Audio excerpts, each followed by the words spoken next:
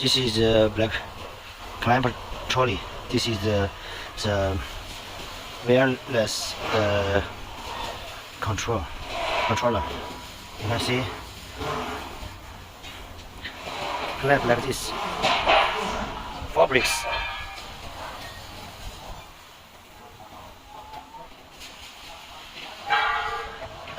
When you use it, just put some blocks on the trolley.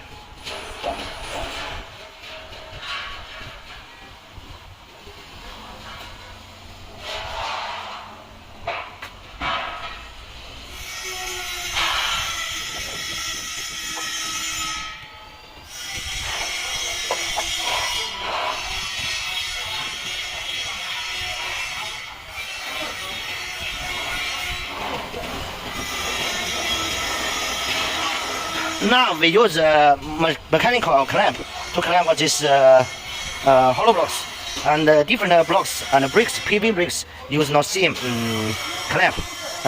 This is air compressor block clamper trolley. It can change air compress clamper. This trolley you can see it could go front and go back.